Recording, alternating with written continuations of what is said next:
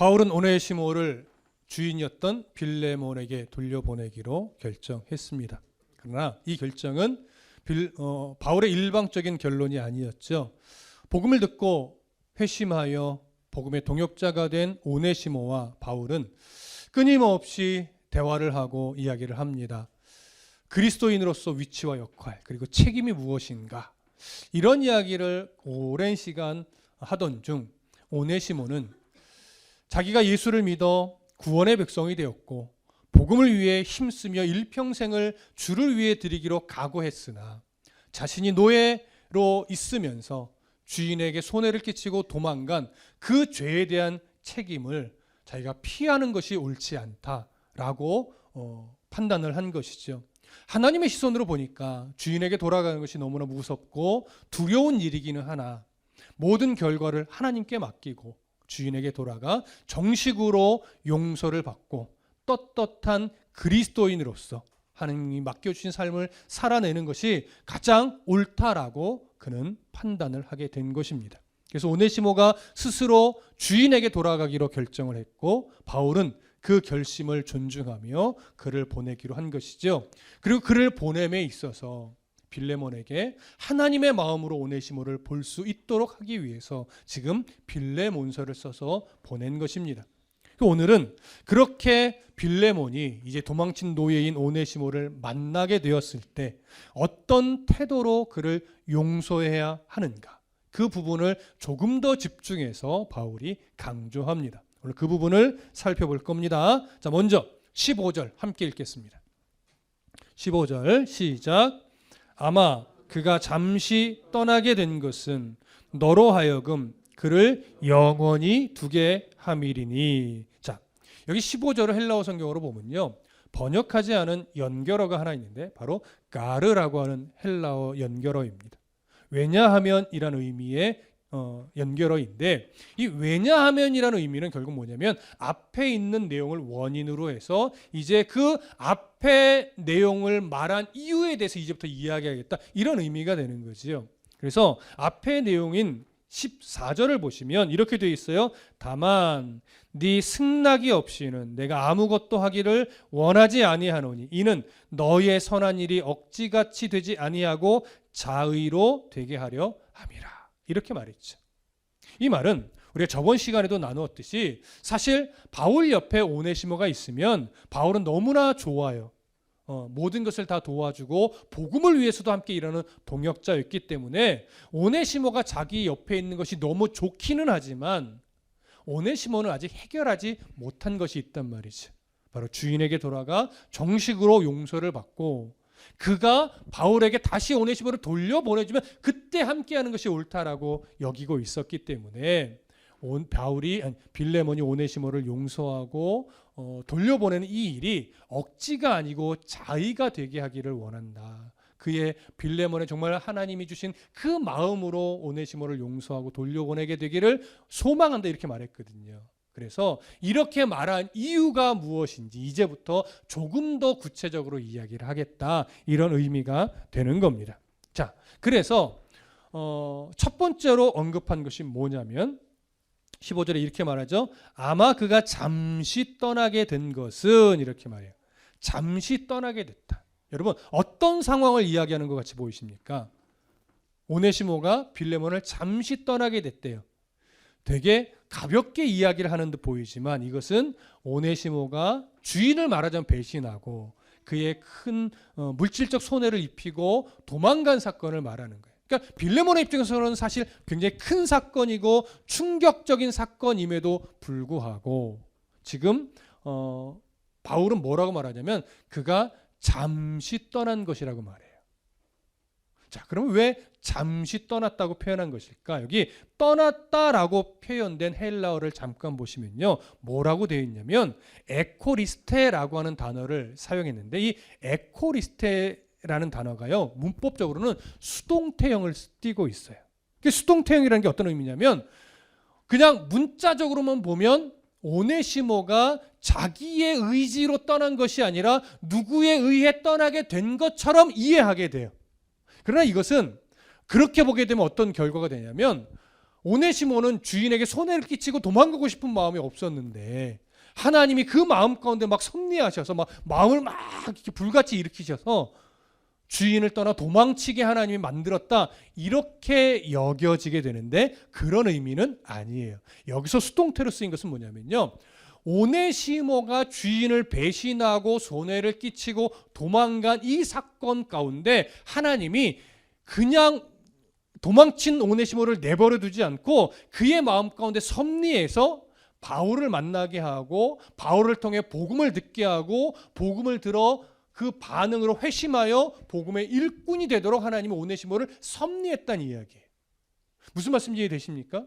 그러니까 주인을 배반하고 도망친 건 하나님의 섭리가 아니고 누구의 강팍한 마음 때문인 거예요?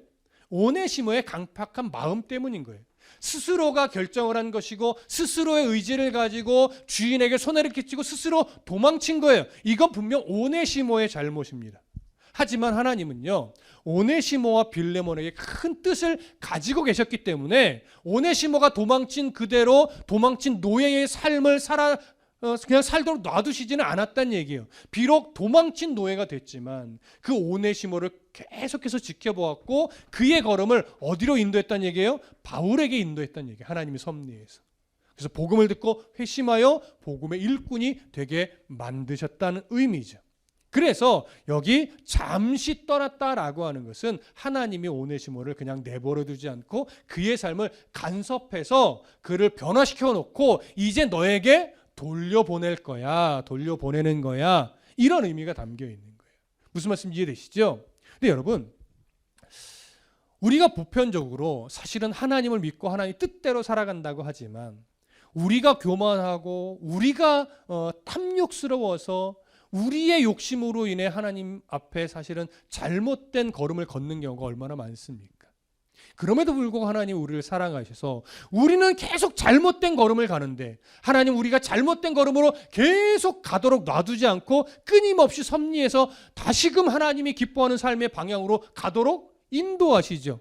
이게 지금 오네시모의 삶에 역사한 하나님의 은혜이고 사랑인데 성경에 보면 그렇게 사람의 잘못 가운데 역사하셔서 하나님의 뜻을 이루어내는 섭리와 역사를 종종 봐요.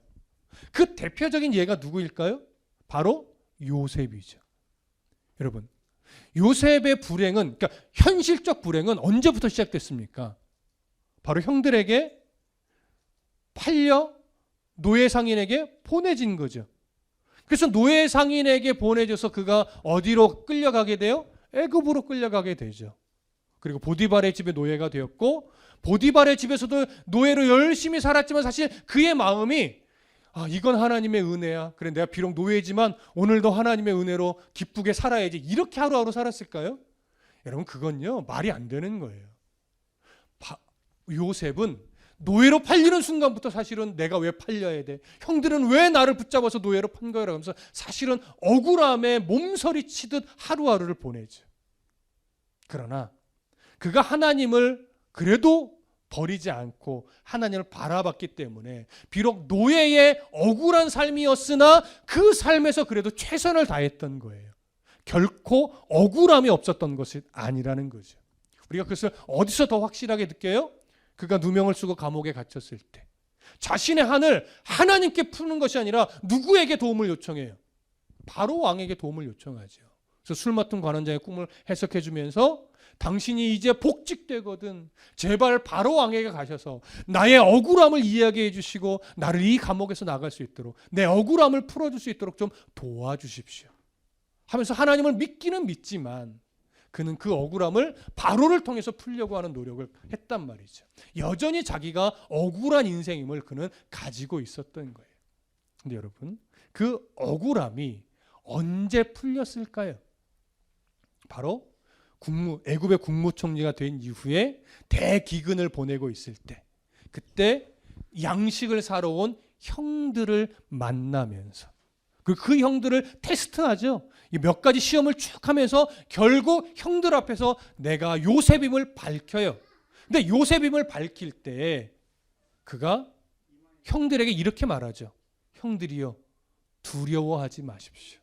형들이 나를 판 일로 인해서 내가 형들에게 복수할까 봐 두려워하지 마십시오. 이렇게 말해요. 그러면서 무슨 말을 하나 덧붙이냐면 하나님이 큰 구원으로 당신들의 생명을 보존하고 당신들의 후손을 세상에 두시려고 나를 당신들보다 먼저 이곳에 보낸 것입니다라고 말을 해요. 이게 무슨 의미예요? 얼마 전까지만 해도 사실 형들을 생각할 때마다 억울했어요. 자기를 판 이유를 이해할 수 없었고 인정할 수도 없었고 너무나 미웠어요.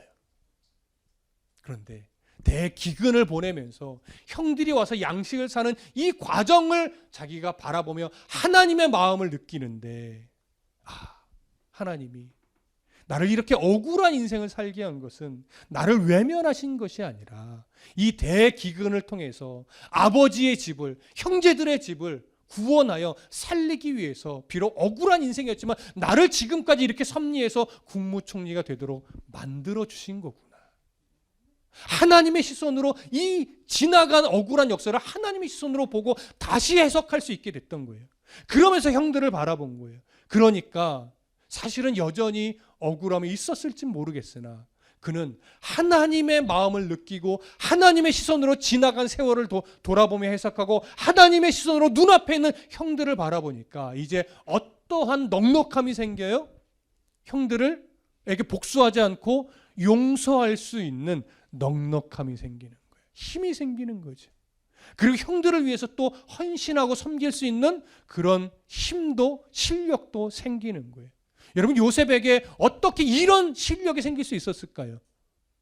그가 국무총리가 돼서 힘이 있으니까? 여러분, 그런 거 아니에요, 여러분. 그가 형들을 용서할 수 있었던 것은 지나간 세월이 억울한 듯 보였지만 돌아보니 그 지나간 흔적 속에 자신과 함께 하셨던 하나님의 너무나 놀라운 섭리와 크신 사랑을 확실하게 느꼈던 거예요. 그 하나님의 크신 사랑을 느끼니까 이제 형들을 어떻게 볼 수 있는 힘이 생겨요? 긍휼히 볼 수 있는 힘이 생겨요. 형들을 긍휼히 보게 되니까 용서할 수 있는, 그리고 더 사랑할 수 있는 힘과 은혜가 그 안에 자리 잡았던 거죠. 그래서 이런 고백을 할 수 있었던 거예요. 모든 상황이 하나님의 섭리 안에 있었음을 인정할 수 있게 된 거죠. 그래서 바울이요, 빌레몬에게도 사실은 동일한 마음으로 이야기를 하는 거예요. 너에게는 화가 나는 일이었고 너에게는 억울한 일이었겠지만 지나간 시간들을 잘 돌아봐라. 오네시모의 변화를 네가 보게 되면 이 모든 과정이 또 하나님이 외면하지 않고 섭리하여 하나님의 뜻을 이루는 일들이었구나. 이걸 네가 보게 될 거라는 거지. 그래서 무슨 말로 연결을 하냐면 너로 하여금 그를 영원히 두게 하는 하나님의 섭리였다라고 말해요. 영원히 둔다. 여러분, 어떤 의미일까요? 오네시모를 빌레몬에게 영원히 두기 위한 것이래요. 여기서 영원히 둔다는 건 예전에는 그냥 주인과 종의 관계였지만 이제 그가 돌아오고 회심한 오네시모를 용서하고 그를 사랑으로 받아들이게 되면 그때부터는 이제 새로운 관계가 하나 형성이 돼요. 그 새로운 관계가 뭐예요? 하나님 나라의 영원한 지체예요. 하나님 나라의 영원한 믿음의 형제라고 하는 새로운 관계가 만들어지는 거예요. 그러니까 하나님 나라의 영원한 형제로서 이제 앞으로 그와 함께 하나님을 기쁘시게 하기 위한 영원한 삶을 함께 살아가게 되는 거죠. 그것이 뭐가 되는 거예요? 영원히 옆에 두는 거예요. 그러니까 빌레몬이 오네시모를 향한 주인으로서의 분노만 갖고 바라보게 되면 오네시모를 영원히 옆에 못 두죠. 감옥에 가둘 것이고 심하면 사형까지 가게 만들 수도 있단 말이죠. 법적으로는. 근데 그렇게 하지 않고 그를 믿음의 동역자로 하나님이 회심시켜서 하나님의 일꾼으로 사용하셨다는 것을 인정하고 그를 바라보면 그와 함께 하나님 나라의 영원한 백성으로서 함께 살아가는, 함께 동역하는 그런 관계가 새롭게 만들어지니까 오히려 그를 더 영원히 아름다운 관계로 옆에 두는, 하나님 나라의 가족으로서 영원히 함께 가는 그런 관계가 되는 거죠. 그래서 오늘 15절에서 아마 그가 잠시 떠나게 된 것은 너로 하여금 그를 영원히 두는 관계로 삼기 위함이다. 이렇게 말한 거예요. 그러니까 하나님의 그 놀라운 섭리를 네가 바라볼 수 있어야 되고 인정할 수 있어야 된다는 의미가 이 표현 안에 담겨 있는 거죠. 자, 그 사실을 강조하면서 이제 또 어떤 말로 연결을 하냐면 16절 볼까요? 16절 함께 있습니다. 시작.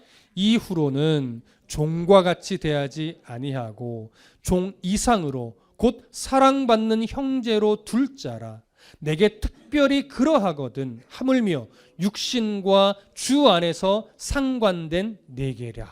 자, 바울이 빌레몬과 오네시모 사이에서 일어난 이 일들을 하나님이 섭리하셨다라고 하는 사실을 전제로 하면서 이제 빌레몬이 앞으로 오네시모에게 어떻게 대해야 할지를 말하는데 뭐라고 말하냐면 이제는 종처럼 대하지 말고 그를 주 안에서 사랑받는 형제로 이제 대해주라 이렇게 말을 해요.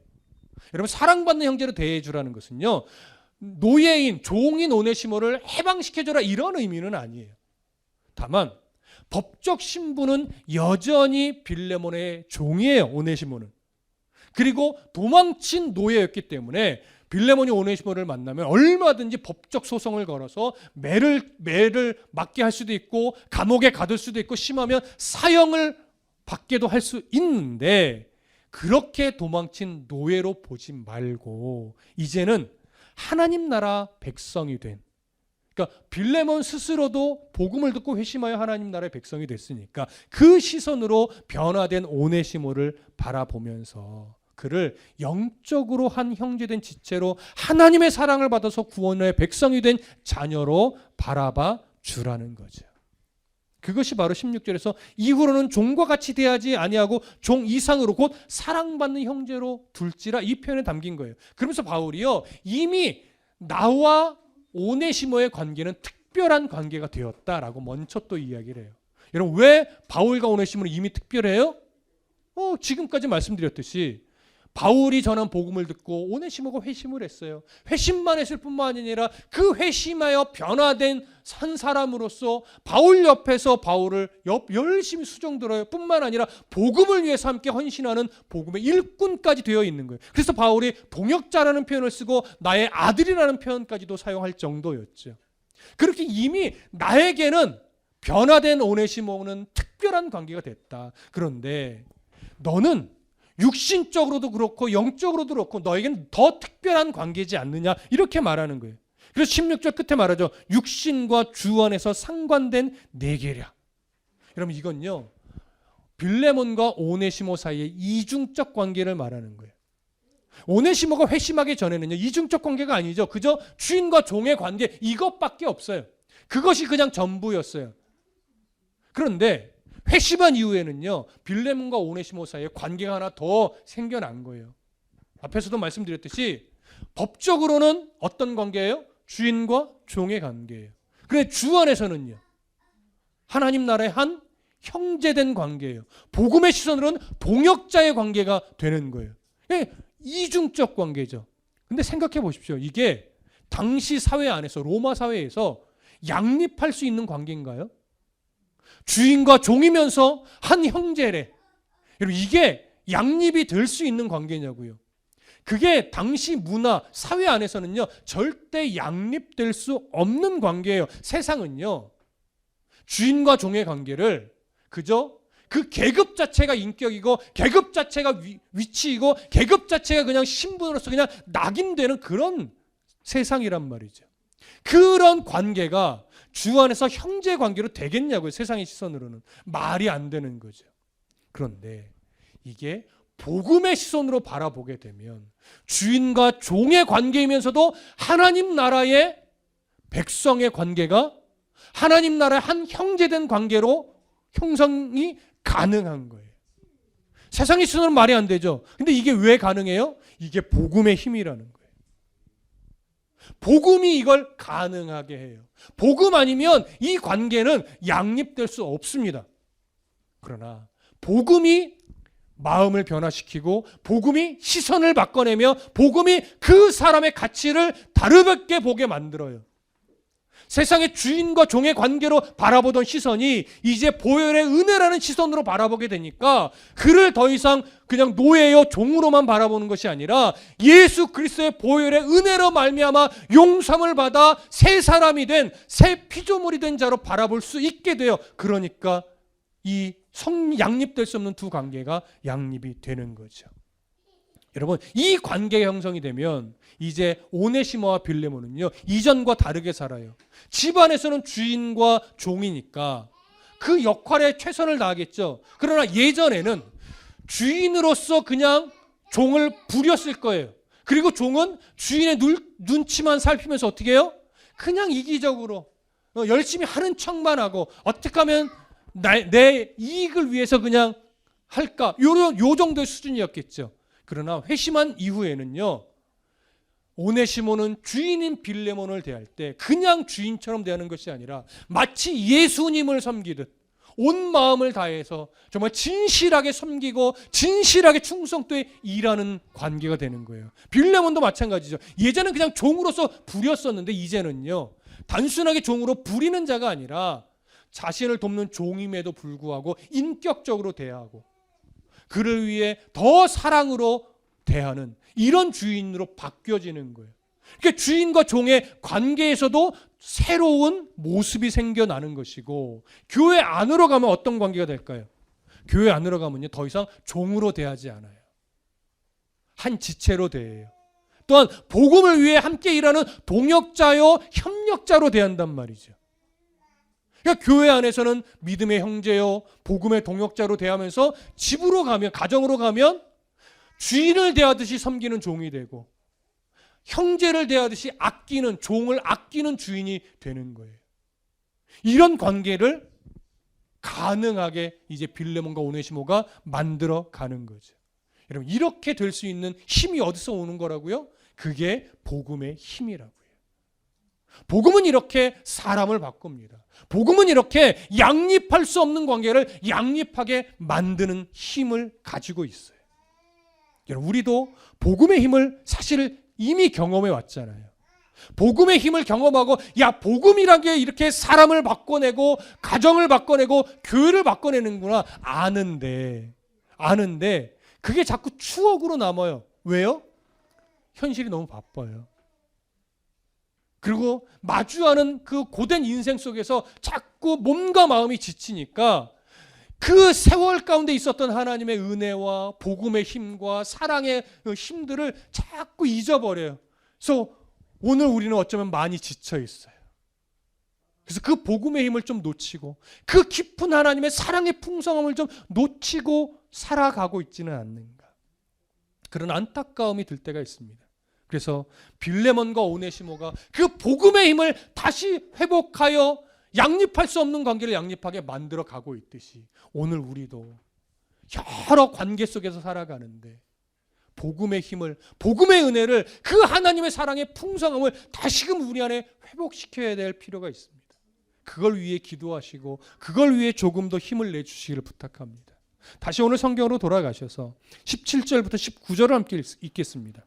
17절부터 19절 시작. 그러므로 네가 나를 동역자로 알진대 그를 영접하기를 내게 하듯 하고 그가 만일 네게 불의를 행하였거나 네게 빚진 것이 있으면 그것을 내 앞으로 계산하라. 나 바울이 친필로 쓰노니 내가 갚으려니와 네가 이외에 네 자신이 내게 빚진 것은 말하지 아니하노라. 자, 여기 보면 17절에서 바울이 다시 한번 강조해요. 네가 나를 이제 동역자로 안다면 오네시모를 영접할 때 마치 나를 영접하듯이 해줘라, 이렇게 말해요. 여러분, 바울과 빌레몬은 이미 복음을 전하고 복음을 듣고 회심한 동역자의 관계예요. 바울은 바울의 선교사 위치에서 복음을 위해 힘쓰고 빌레몬은 회심한 이후에 골로새 지역에서 복음을 위해 힘쓰는 자이기 때문에 이미 복음의 동역자 관계죠. 그리고 바울과 오네시모는 로마에서 복음을 주고받으며 복음의 동역자가 됐어요. 그러니까 바울이 말하는 것은 너도 나의 동역자고 오네시모도 나의 동역자이니 이제 너와 오네시모도 복음의 동역자가 되어야 한다. 그럼 이제 곧 오네시모를 네가 만나게 될 텐데 이제 오네시모를 만나면 도망친 노예로 생각하고 분노의 시선으로 그를 대하지 말고 마치 나를 만나듯이, 나를 영접하듯이 그 오네시모를 네가 영접해 줘라, 이렇게 말해요. 여러분, 지금 반복되는 얘기죠. 앞에서도 계속 그 얘기를 한 거예요. 왜 또 반복해요? 주인인 빌레몬이 도망친 노예, 손해를 끼치고 도망친 노예 오네시모를 기쁘게 사랑의 시선으로 바라보고 바울을 대하듯이 영접해 준다는 것이 결코 쉬운 일이 아니기 때문에 그래요. 이게 말이 쉽지요. 이게 여러분의 관계라고 생각해 보세요. 내게 큰 손해를 끼치고 때로는 나에게 사기를 쳐서 내가 빚더미에 앉게 한 그 사람이 세월이 흘러 복음을 듣고 회심했대요. 그래서 그 사람을 얼굴을 마주해야 돼요. 여러분, 웃으며 맞이할 수 있겠습니까? 결코 쉬운 일이 아니에요, 여러분. 평생을 어떻게 보면 죽이고 싶은 마음 가지고 억울하게 살아왔는데 나도 복음을 듣고 회심하여 그 억울한 세월을 이제 그것이 억울한 것이 아니었지라고 스스로를 도닥거리며 살아가는 인생이 되었을지라도 나에게 그런 힘겨운 인생을 주었던 그 사람을 눈앞에 마주하게 되면요, 다시 일어나는 게 우리의 죄성이란 말이죠. 결코 쉬운 요구가 아니에요. 그런데 바울이 말해요. 그를 만나게 되면 나를 만나듯이 그를 대해줘라. 빌레몬이 이 편지를 받을 때 처음 어떤 심정이었을지는 잘 가늠이 안 갑니다. 결코 쉬운 일이 아니었겠지.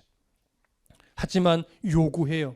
그러면서 18절 말해요. 그가 만일 네게 불의를 하였거나 네게 빚진 것이 있으면 그것을 내 앞으로 계산하라. 이것이 무슨 말이냐면요, 빌레몬은 분명 회심하여 복음의 일꾼이 됐기 때문에 빌레몬을 분명 용서하기는 할 거예요. 그러나 바울의 높아심은 어디까지 생각하냐면 그가 오네시모를 용서하게 할 때 걸림돌이 될 만한 요소가 있으면 그것이 작은 것이라도 제거하고 싶었던 거예요. 그래서 바울의 생각에는 오네시모가 훔쳐갔던 물질, 혹여나 그것이 마음에 걸림돌이 돼서 오네시모를 용서하지 못하게 되면 어떻게 하지? 여기까지 생각한 거예요. 물론 빌레몬이 그거 생각 안 할 수 있는 믿음의 수준이라고 여겨집니다. 그럼에도 불구하고 바울은 혹여나 그 훔쳐간 물질 때문에 분노해서 오네시모를 용서하지 못하게 되는 일이 없도록 하기 위해서 무슨 말을 하냐면, 그가 너에게 빚진 것이 있으면 그거 내가 갚을게. 그러니 너에게 훔쳐갔던 돈 생각하지 말고 그저 오네시모를 복음으로 회심된 하나님의 사람이 된 그 믿음의 눈으로만 바라봐 줘라. 이 얘기를 하는 거예요. 여러분, 바울이 돈이 많아서 내가 빚을 대신 갚을게 이러는 걸까요? 그렇지 않아요, 여러분. 바울이 돈이 많아서가 아니에요. 물질보다 더 소중한 건 바로 한 사람을 회복시키는 일이라는 걸 알기 때문에 자기가 어떻게 해서든지 빚을 갚겠다 이거예요. 그래서 마치 증명서에 사인하듯이, 공증서에 사인하듯이 19절에 보면 무슨 말을 하냐면 나 바울이 친필로 쓰노니 이런 표현을 한 거예요. 이 서신을 자기가 썼다는 의미도 되지만 내가 말한 것, 그 빚 내가 갚아줄게, 이것을 확인하듯이 증명서에, 계약서에 사인하듯이 나 친필로 내가 썼다 이렇게 표현한 거예요. 여러분 이해되시죠? 자, 그렇게 자신의 정말 깊은 마음까지 다 이야기한 이후에 마지막으로 19절 끝머리에 이렇게 말합니다. 네가 이외에 네 자신이 내게 빚진 것은 내가 말하지 아니하노라.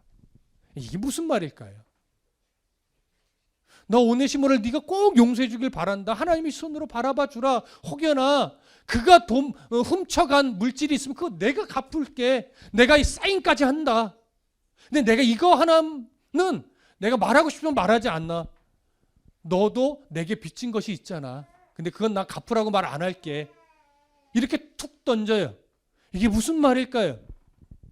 여러분, 빌레몬이 바울에게 진 빚이 뭘까요? 복음의 빚이죠. 사랑의 빚이죠. 너는 내게 복음으로 사랑의 빚은 졌지만 그거 내가 갚으라고는 말 안 한다. 하지만 오네시모의 그 빚은 내가 갚을게. 어떻게 보면 너 나한테 빚진 것 있으니까 오네시모가 진 빚 그거 받으려고 생각하지 마. 이렇게 툭 던지는 것처럼 여러분 뉘앙스적으로 여겨질 수 있지만 그런 의미는 아니에요. 여러분, 바울이 네가 나에게 진 빚은 내가 말하지 않는다라고 말할 때 의도가 있어요, 여러분. 여러분 예수님이 우리에게 기도문을 가르쳐 주신 것. 그것이 주기도문이죠. 주기도문의 한 부분 이런 내용이 있어요. 우리가 우리에게 죄 지은 자를 사하여 준 것 같이 우리 죄를 사하여 주시옵고. 이 말의 의미가 뭘까요? 우리가 우리에게 죄 지은 자를 용서해 줘야 하나님도 우리를 용서한다는 의미일까요? 그거 아니에요. 유대인들은 그런 이해를 가지고 있었지만 이 말씀의 진의는 우리가 우리에게 죄 지은 자를 용서해 줘야 하나님이 우리를 용서한다는 의미가 아니라 우리는 이미 하나님으로부터 하나님 나라에 들어갈 수 없는 그 죄, 그 큰 죄를 용서받은 그 사랑의 사람이라는 거예요. 하나님으로부터 큰 죄를 용서받은 자라는 거죠. 우리가 그 용서를 받은 자이기 때문에 이 용서의 크기와 깊이를 알면 이제 우리도 누군가를 용서할 수 있게 된다는 얘기예요. 다시 말하면 네가 용서받은 그 용서의 크기를 알면 너도 당연히 남을 용서해 줘야 된다. 이 얘기예요. 그러니까 바울이 왜 사랑의 빚이라는 말을 했을까요? 그것은요, 빌레몬아, 네가 예수 그리스도의 보혈의 은혜로 말미암아 속죄받은 죄 용서받은 그 은혜의 크기를 기억해라. 그러면 너도 물질에 매이지 않고 오네시모를 용서할 수 있게 될 거야. 이걸 말하고 싶었던 거예요. 그러니 보십시오. 여러분, 우리는 믿음을 가지고 산다 하지만 하나님 나라의 소망을 가지고 산다 하지만 자꾸 현실과 부딪히고 세상살이를 하면서 고된 인생을 살아가면서 자꾸 우리의 마음이 강팍해져서요, 하나님 나라의 백성답게 살려고 하는 그 마음은 분명히 있는데 누군가를 용서하지 못하는 좁은 마음을 여전히 갖고 살아요. 더 넓게 사랑하고 더 깊게 사랑해야 함에도 불구하고 우리는 깊이 사랑하지 못하는 그런 좁은 마음을 가지고 살아간다고요. 예전에는 안 그랬는데 세월이 흐르고 시간이 지날수록 그 사랑이 더 넓어지고 더 깊어지는 것이 아니라 이상하게 더 이기적이 되고 더 좁아져요. 그래서 더 용서하지 못하고 더 사랑하지 못하는 그런 사람으로 되어가고 있는 것 같아요. 여러분, 왜 그럴까요? 우리가 하나님을 아는데, 예배하는데, 늘 기도하는데 왜 우리의 사랑은 더 넓어지지 못하고 자꾸 좁아질까요? 왜 더 많이 용서하지 못하고 계속 이기적인 신앙의 모습을 가지고 살아갈까요? 여러분, 여러 가지 이유가 있겠지만 오늘 바울이 빌레몬에게 하는 말을 보면 우리 안에 자꾸 놓치는 게 있어요. 그게 뭘까요? 바로 나를 용서하신 하나님의 그 사랑의 크기를 우리가 자꾸 잊어버리는 거예요. 그리고 하나님이 나를 사용하여 섭리하시는, 나를 쓰고자 하는 그 하나님의 그 크고 깊은 사랑의 크기를 우리가 자꾸 놓쳐요. 그러니까 현실에 매이니까 그 사랑을 못 보는 거죠. 하나님이 우리를 사랑하시되 여러분, 작게 좁게 사랑하시는 사랑이 아니란 말이죠. 우리를 향한 하나님의 사랑은요, 정말 말로 형언할 수 없을 만큼 너무나 크고 깊고 넓고 놀라운 사랑이에요. 이 사랑의 크기를 우리가 회복해야 돼요. 이 사랑의 마음을 다시 회복해야 된단 말이죠. 그 사랑의 크기를 회복할 때 비로소 우리는 지체를 사랑하고 가족을 사랑하고 형제를 사랑할 수 있는 힘이 생겨요. 나를 용서하시고 용서의 크기가 얼마나 크고 깊은가를 다시 깨달아야 나를 서운하게 한 사람, 내 자존심을 누른 그 사람, 괜히 미운 그 사람을 용서할 수 있는 힘도 생기는 거예요. 우리가 용서하지 못하는 이유는, 우리가 사랑하지 못하는 이유는 내가 받은 용서의 크기를 모르는 것이고 내가 받은 사랑의 크기를 아직 잘 모르는 거예요. 잊어버린 거예요. 그래서 우리가 사랑하는 삶을 살려면, 우리가 용서하는 삶을 살려면 다시금 우리 안에 나를 사랑하신 하나님의 그 사랑의 크기를 회복해야 되고 나를 용서해 주신 그 용서의 깊이를 다시 회복해야 돼요.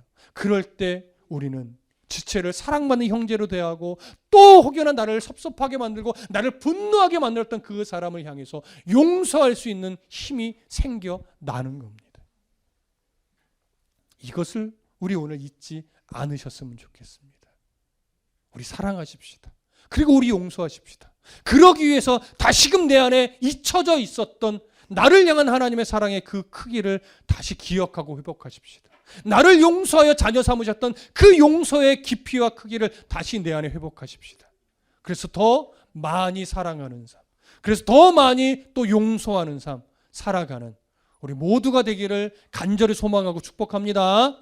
기도하겠습니다.